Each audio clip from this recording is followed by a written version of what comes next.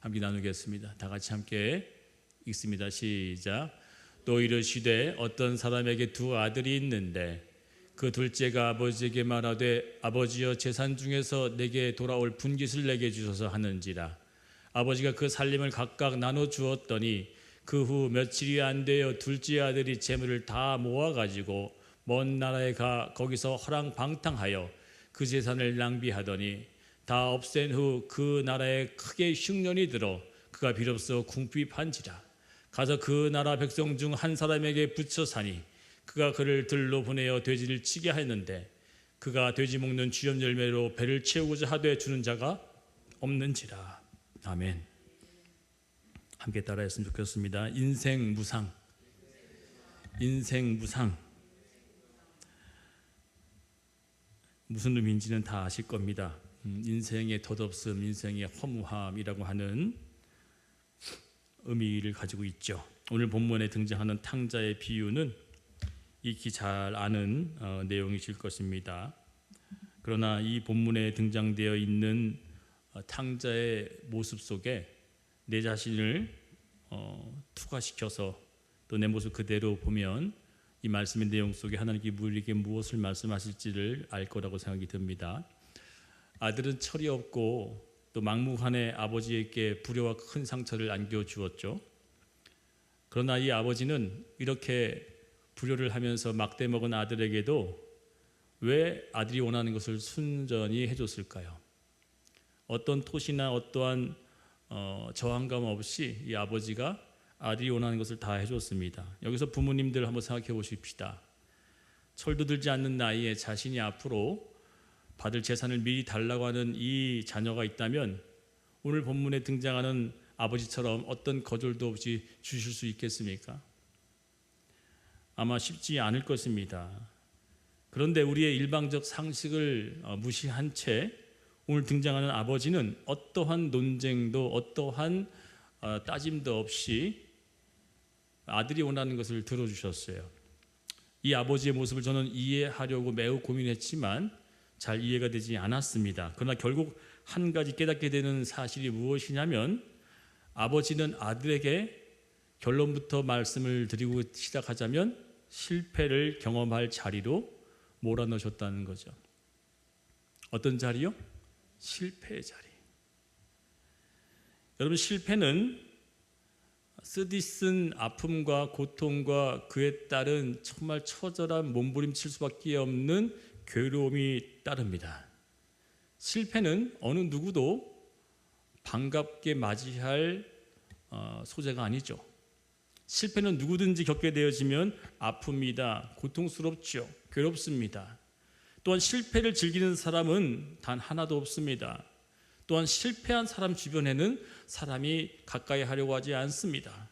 성공한 사람에게, 승리한 사람에게, 또한 모든 것을 다 이룬 사람에게 사람들이 몰려들지만 실패한 자에게는 누구나 함께 하려고 하지 않을 것입니다. 그만큼 특히 1등만이 박수받는 이 세상의 법칙 속에서는 실패, 아니 꼴찌, 아니면 나고자 이런 모든 표식을 달고 있는 사람에게는 고통스러움과 괴로움만이 따른다는 거죠. 그런데 어찌 이 아버지는 그 아들에게 실패의 자리로 몰아내신 것 같은 모습을 감출 수가 없습니다. 예수께서도 제자들에게 실패할 수밖에 없는 그 바다 위로 배를 태워 보낸 적이 있으시죠. 계획하신 바가 있었습니다. 왜요? 그 폭풍 속에서 그들이 성공할 거라고 생각하지 않고 실패를 겪어야지만 무엇을 그들이 더 절실히 찾을까요? 바로 하나님을 찾게 되는 원동력이 곧 실패라고 하는 사실입니다. 실패하면 우리에게는 어떤 현상이 가장 먼저 나타납니까? 오늘 본문에 드러나는 첫 번째 이 인간으로서의 모습, 탕자는 저와 여러분을 대표하는 대표의 상징적 모습입니다.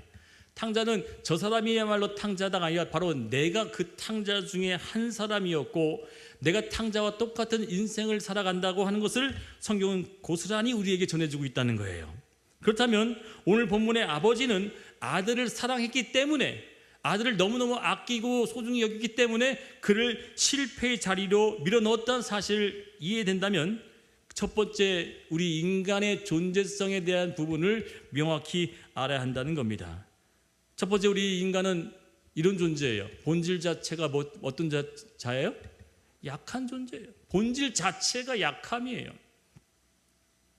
우리 만들어진 이 육체 자체가 무엇으로 만들어졌대요? 창세기 2장 7절에 분명히 말씀하십니다.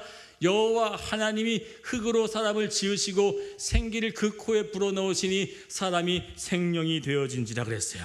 여기 보게 되면 아파르라고 하는 이 흙이라고 하는 단어는 여러 차례 제가 말씀드렸습니다. 뭐라 그랬죠?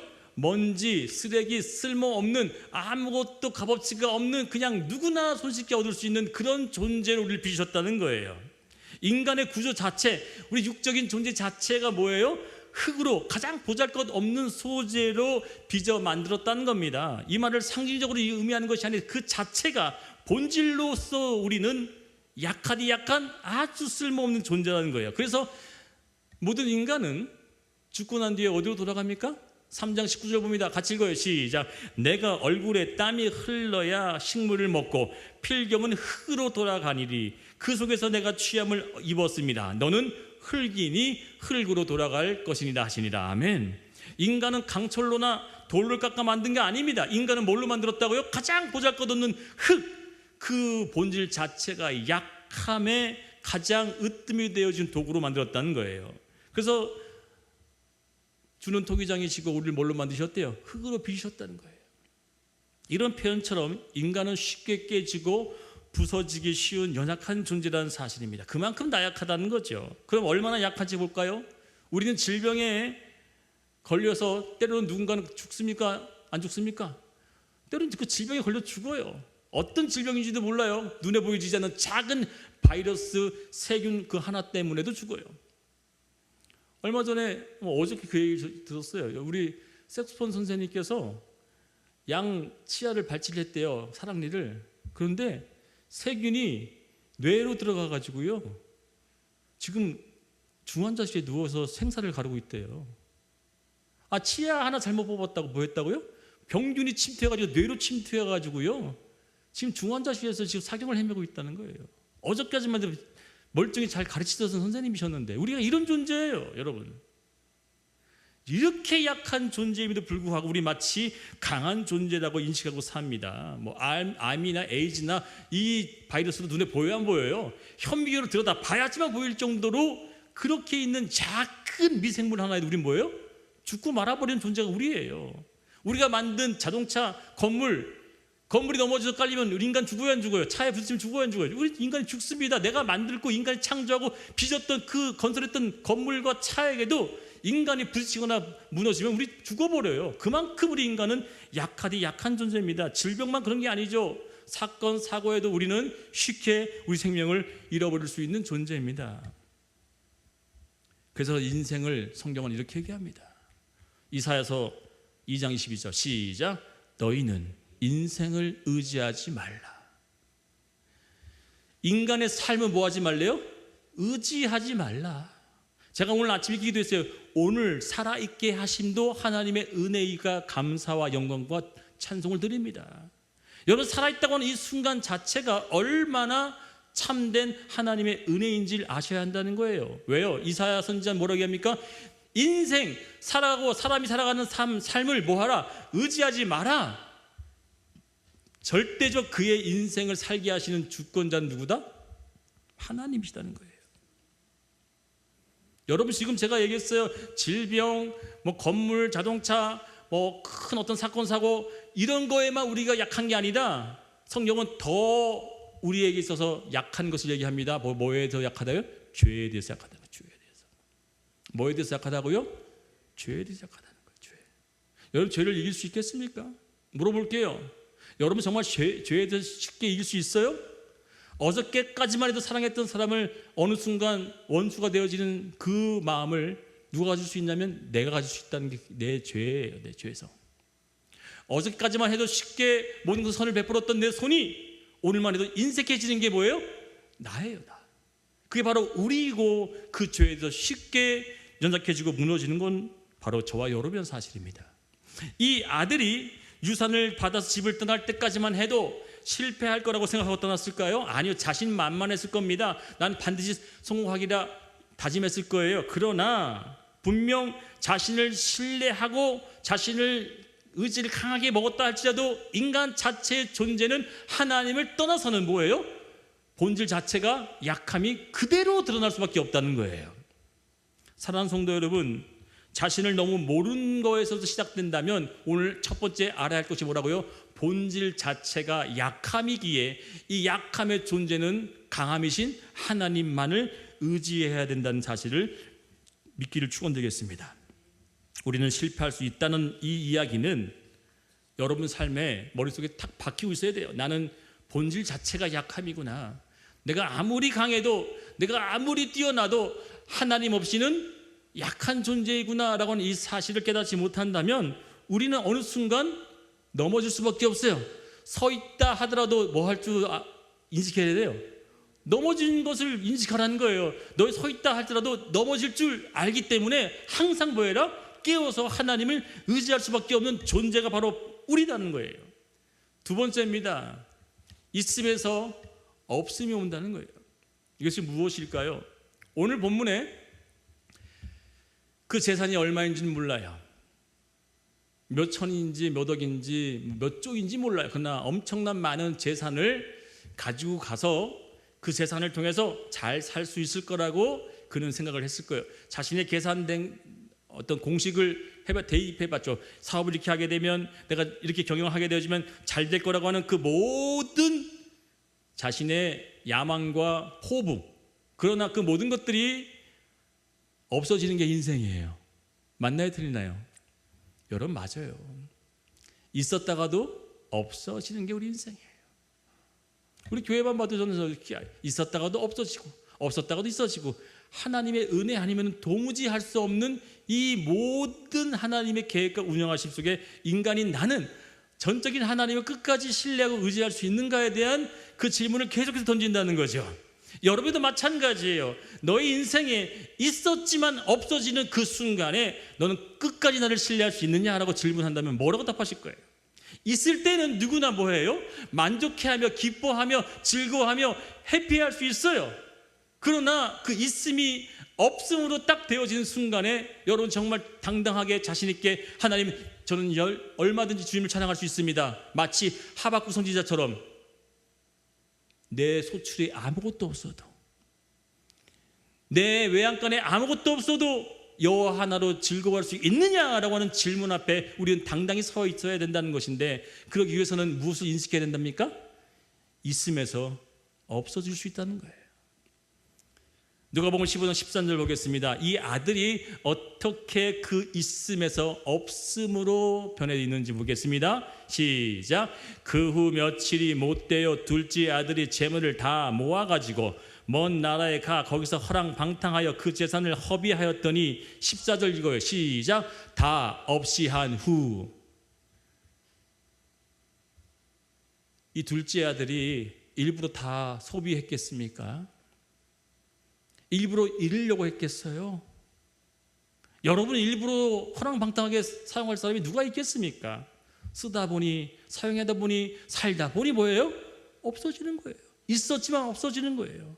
한날의 안개와 같이 우리 인생은 잠깐 있다가 사라진 것처럼, 로또 맞아 몇십억을 받아도요, 그걸로 잘 산 사람보다 망한 사람이 훨씬 많다는 거예요. 통계적으로. 최고의 자리를 올랐던, 명예를 가졌던 인기 스타들도요, 하루아침에 어떻게 돼요? 대중들의 인기를 받아서 박수를 받고 사랑받았던 그 위치에서 바다로 떨어져가지고 욕을 먹어요. 알렉산더 대왕, 징기스칸, 그 모든 왕들도, 유명했던 왕들도 나라를 다 차지한 것 같았지만 뭐예요? 없음으로 나중에 뭐예요? 쓸쓸히 죽고 말아버린 거 인생입니다. 성경에 베드로만큼 열정적이고 열심히 있고 진실했던 사람이 없었습니다. 그를 부르시고 제자로 삼기 위해서 두 번에 걸쳐 가르쳐 주신 것이 있어요. 그가 가진 재능이 실패할 수 있다는 것을 알게 하기 위해서 어떤 경험을 두 번 시켰습니까? 첫 번째 부르실 때, 그리고 그가 예수님을 떠나서 다시 고향 돌아가서 또다시 어부가 됐을 때 둘 다 뭘 실패를 경험하게 만들어요? 그물을 던졌지만 낚았대요, 못 낚았대요? 아무것도 낚지 못했다는 거예요. 아무것도 낚지 못하는 거예요. 전에는 있었는데, 전에는 한 마리도 잡았는데 이제는 한 마리도 잡지 못하는 그런 없음의 상황이 주어질까? 예, 주어집니다. 우리 인생이야말로 바로 어저께지만 해도 내가 승승장구했지만 오늘은 어떻게 해요?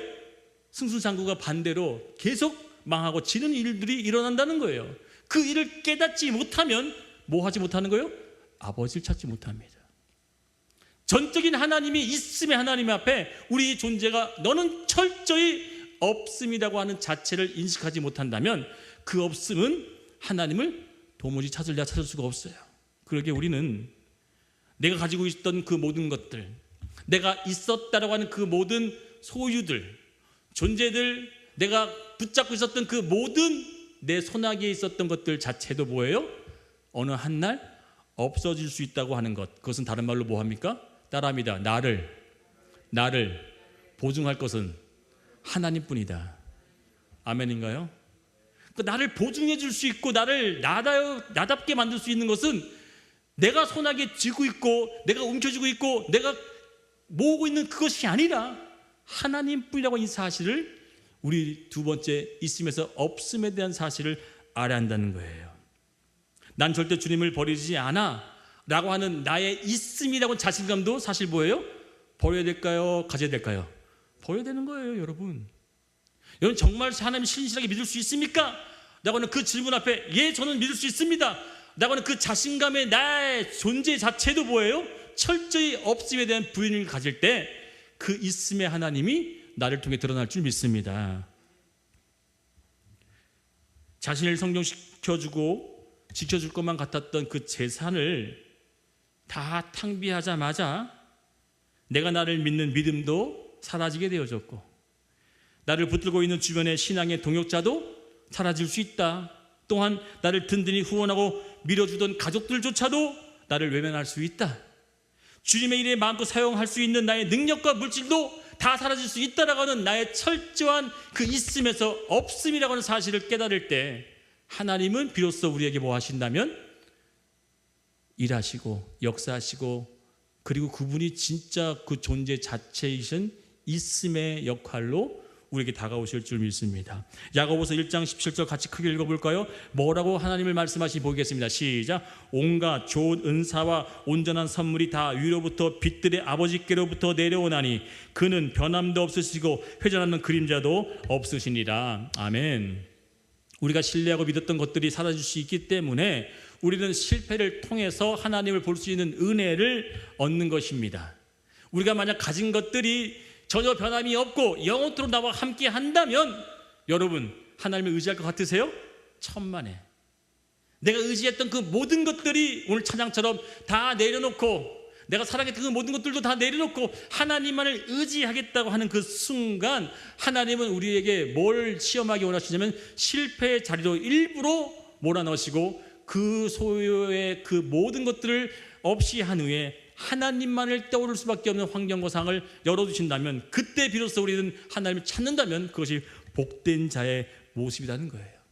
그때까지도 정신을 못 차린다면 어떡하겠어요? 하나님이 더 이상 하나님을 찾을 수 있는 길 자체가 없는 겁니다. 세 번째입니다. 같이 따라 읽어요. 시작. 불가항력적인 환경 앞에서도 무용지물. 이것이 무엇일까요? 오늘 본문에 봤더니요, 이 둘째 아들이 가지고 왔던 재산을 그가 썼든지 허랑방탕에 썼든지 다 소비했대요. 다 없어졌대요. 있었던 게 다 없어졌어요. 있음에서 없음으로 되어졌던 이 상황 속에 불가항력적인 상황 자체도 주어진다는 겁니다. 설상가상이죠. 설상가상이 뭐예요? 이 일을 닥치는데 또 다른 더 큰 일이 닥치는 거죠. 어떤 일이 닥쳤는지 봅시다. 돈까지 잃었어요. 재산까지 다 탕진했어요. 남은 게 없는데 거기다 어떤 일까지 겹치냐면 14장 14절입니다. 같이 읽어요. 시작. 다 없이 한 후 그날에 크게 흉년이 들어 저가 비로소 궁핍한지라. 아멘. 뭐라고요? 다 없이 한 후, 돈을 다 상비한 후 뭐 했대요? 아까 15장 4절이었죠? 다 없이 한 후 그 다음에 뭐가 찾아왔다고요? 흉년이 찾아온 거예요. 흉년. 설상가상. 여러분 이렇게 어려운 일 다 당했는데 거기다 더 어려운 일이 겹쳐서 완벽한 자리까지 내려왔는데 그 완벽한 자리가 어디냐고요? 완벽한 실패 자리까지로 내려놓으시다는 거죠. 내가 아무리 잘하려고 해도요, 한번 보세요. 내가 아무리 노력한다 하더라도요, 내 주변에서 도와주지 않는 것, 내 환경이 나를 절망케 하는 일이 벌어질 수 있다 없다? 있다는 겁니다. 여러분, 나는 열심히 하려고 하지만 열심히 한다 하더라도 내 주변, 내 상황, 내 역경에 있는 그 모든 환경들까지도 때로는 나를 짓눌러서 어쩌면 나를 더 힘들게 되어지는 이런 일들이 벌어진다는 거예요. 이것은 천재지변의 일이잖아요. 누가 과연 했을까? 여러분, 흉년과 풍년은 누가 기근하시는, 누가 자정하시는 거예요? 하나님이 하시는 거잖아요. 하나님이 이른 비와 늦은 비를 내리신 게 누구시라고요? 하나님이 하시기에 하나님이 그의 인생에 흉년이 들게 하시고 때로는 풍년이 들게 하시는 그 일들이 벌어질 텐데, 하물며 이 둘째 아들에게는 소비까지 다 한 후에 게다가 하나님이 그의 진노의 손을 펼쳐서 흉년까지 들게 만드신다는 겁니다. 불가항력적인 상황, 도무지 내 힘으로는 해결할 수 없는 일, 이 불가항력적인 상황 속에서도 우리는 뭘 의지해야 되냐면 하나님을 끝까지 의지할 줄 알아야 한다는 겁니다. 아버지께 받은 재산을 다 창진하였지만 이때까지만 해도 궁핍한 처지까지만이었어요. 궁핍한 처지까지였는데 그 궁핍에서도 더 밑바닥까지, 궁핍에서도 더 밑바닥까지 완전히 낮추셔서 하나님은 그에게 뭘 깨닫게 만드셨을까 이거예요.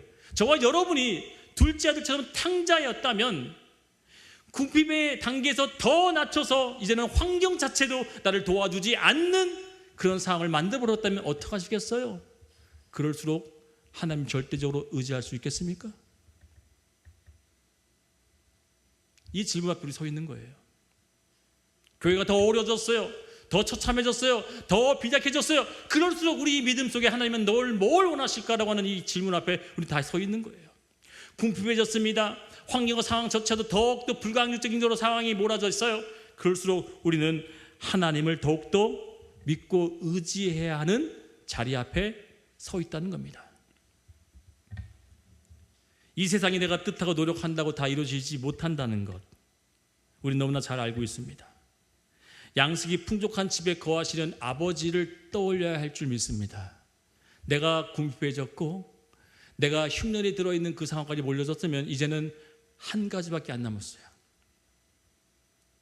바로 양식이 풍족한 아버지께로 돌아가는 것, 이거 한 가지밖에 남은 것이 없습니다. 오늘의 본문의 탕자도 나라마저도 흉년이 들지 않고 자신의 힘으로 해보려고 했다면 그는 절대 아버지를 떠올리지 않았을 겁니다. 나의 힘으로 재산을 다 탕진하지 않고 환경조차도 나를 도와줬다면 그는 절대 아버지를 떠올렸을까요? 절대 아버지를 떠올리지 않았어요. 그러나 흉년이 들고 자기 재산을 다 탕진하고 비로소 그때야 하나님을 떠올려 아버지께 향했던 것을 오늘 이 본문은 우리에게 가르쳐주고 있다는 거죠. 이제 손 놓고 내가 하는 손을 봐라. 내가 전능의 아버지란 사실을 경험하지 않겠니? 라고 하는 그 경험을 하려면 어디로 돌아가야 됩니까? 아버지의 집으로 돌아가야 할 줄 믿습니다. 저는 오늘 여러분께 절대 불가능한 상태라면 이제 하나님께서 우리에게 주시고자 하는 약속의 말씀을 받아 그 말씀을 붙잡고 나가야 될 줄 믿습니다. 바로 이사야서 40장 26절에서 31절까지 말씀입니다. 긴 말씀이지만 오늘 우리에게 하나님께서 말씀하는 말씀으로 우리가 이 말씀대로 하나님을 찾아야 됩니다. 같이 한번 읽어봅니다. 시작. 너희는 눈을 높이 들어 누가 이 모든 것을 창조하였나 보라. 주께서는 수요대로 만상을 이끌어내시고 그들의 모든 이름을 부르시나니 그의 권세가 크고 그의 능력이 강함으로 하나도 빠짐이 없느니라. 야곱아 어찌하여 내가 말하며 이스라엘아 내가 이르기를 내 길은 여호와께 숨겨졌으며 내 송사는 내 하나님에게서 벗어난다 하느냐. 너는 알지 못하느냐 듣지 못하였느냐. 영원하신 하나님 여호와 땅끝까지 창조하신 이는 피곤하시지 않으시며 곤비하지 않으시며 명철이 한이 없으시며 피곤한 자에게는 능력을 주시며 무능한 자에게는 힘을 더하시나니 소년이라도 피곤하며 곤비하며 장정이라도 넘어지며 쓰러지되 같이 읽어요. 시작. 오직 여호와를 앙망하는 자는 샘을 얻으리니 독수리가 날개치며 올라갈 같을 것이요 다른 박질하여도 곤비하지 아니하겠고 걸어가도 피곤하지 아니하리로다. 아멘. 뭐라고 얘기하고 있습니까? 너희 인생아, 너희는 왜 나를 의지하지 않느냐? 왜 너의 인생들은 나를 온전히 쫓지 않느냐? 라고 질문하시면서 그들에게 이렇게 얘기합니다. 알아듣지 못하느냐? 왜 깨닫지 못하느냐? 내가 너에게 얘기했던 것은 이러한 것들이라고 하면서 얘기하신 것이 뭐예요? 바로 너희가 힘을 내서 너 힘을 다한다 할지라도 소년이라도 뭐 하다는 거예요. 피곤할 것이고 넘어지고 쓰러진대요. 그러나 어떠한 자들만이 세워질 수 있고 성공할 수 있대요. 바로 31절 앞에 나와 있는 부분이 있습니다. 시작. 오직 여호와를 앙망하는 자. 앙망이 뭐죠? 계속 바라고 기리고 원하는 마음을 갖는 게 앙망이에요. 우리는 하나님을 그렇게 바라봐야 될 줄 믿습니다. 실패하면 약해지고 약해지면 사랑을 받습니다. 아멘인가요? 실패하면 약해지고요, 약해지면 사랑을 받습니다. 약해지면 하나님의 위로를 얻습니다. 그러기에 오늘 우리는 누구보다 자신을 자부했던 아들에게 절대적 필요했던 그 실패의 자리 속으로 몰아넣은 후에 그 아들에게 하나님께서는 뭘 가르쳐 주셨다고요?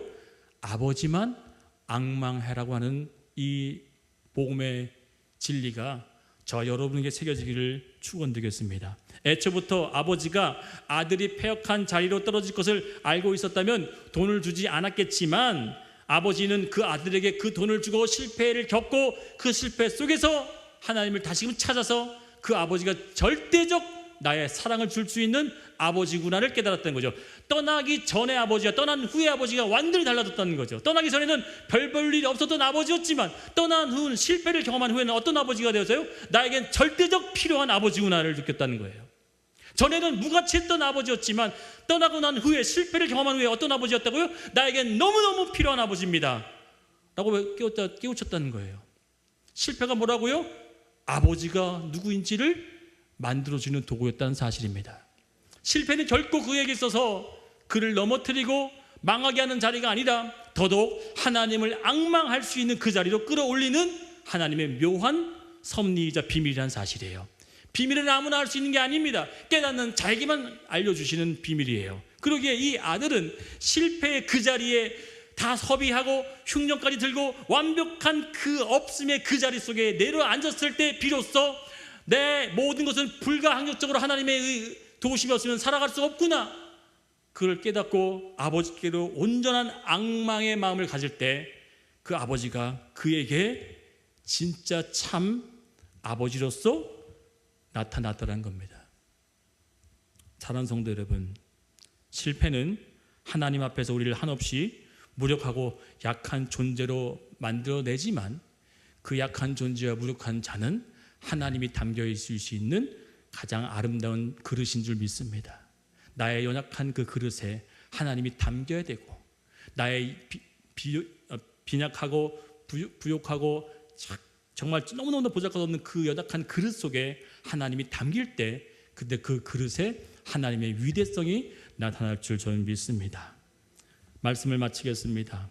성공을 위하고 성공을 따르고 성공을 원하는 그 모든 마음들 충분히 이해가 됩니다. 그러나 실패의 자리 속에 앉아있는 우리 모두를 하나님은 너 잘못했다라고 얘기하지 않아요.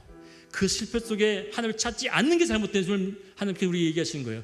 그 실패 속에 끝까지 하나님을 의지한다면 하나님은 그것을 가장 위대한 성공으로 여길 줄 믿습니다. 오늘 한번 기도합시다. 기도할 때 아버지, 내 앞에 연약을, 부족을, 실패를, 이 모든 것을 하나님의 은혜로만 겪고 살기 원하니 도와달라고 우리 다 같이 주여 한번 부르고 통성으로 기도할게요. 주여